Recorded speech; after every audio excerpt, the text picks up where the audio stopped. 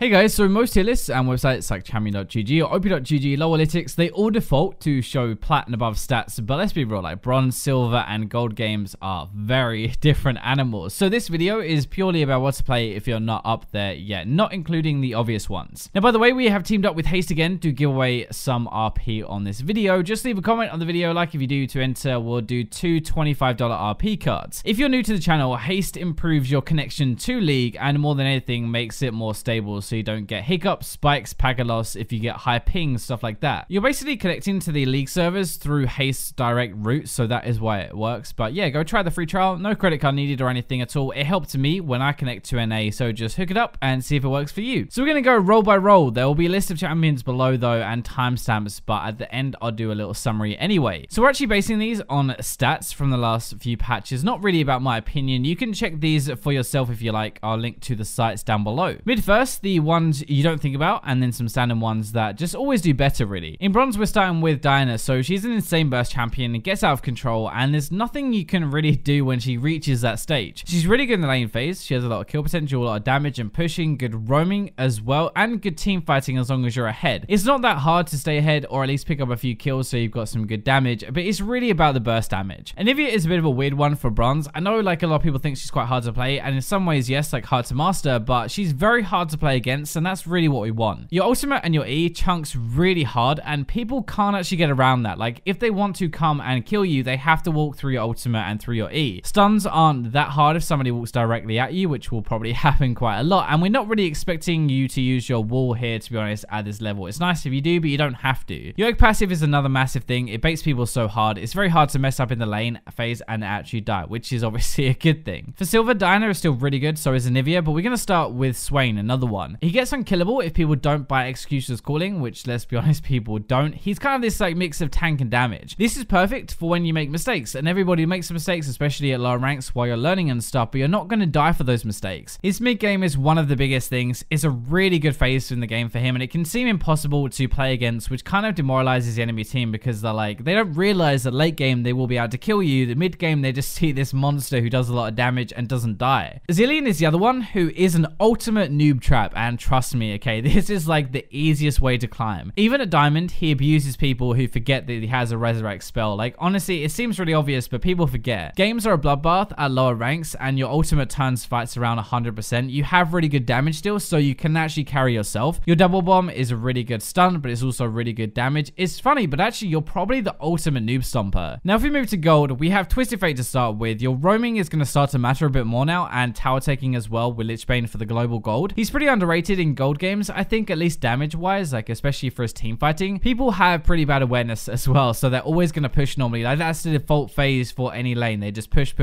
and that means it's free ganks for you. Ziggs was a bit of a surprise for me. Like I definitely wouldn't think he's a beast in gold, but he actually is. He's really good at tower taking with his W and with Lichbane, and you can kind of just free win if you run around taking towers and get so much gold. You have insane damage though that people don't really expect, which means you can carry yourself from pretty far away. The more standard best picks for mid lane would be things like in bronze, Lux and Annie, silver, Lux and Twisted Fate, and in gold, Lux, Ari, and Malzahar. These picks are like more known, but they're just really good at these brackets. Like Lux is a bit of a weird one. You see a lot of bad ones, but statistically at least, like she's probably the most reliable mid laner to climb with if you can get her. So for AD carry, it's kind of hard to be that underrated when there aren't really that many AD carries out there to play, but there are a few. Everyone always flames me for saying Jinx is godlike at lower elo, but stats really don't lie. She's one of the best at lower ranks and one of the easiest to play. Your reset is a free kite tool and damage, so even if your attack move sucks, it doesn't really matter as long as you get the reset. You've got one of the highest ranges in the game with your rocket form, and you have AoE damage, right? So you kill everyone. Even if you like select the wrong target, it doesn't really matter. Varus, I think as well, is definitely underrated. He's not OP,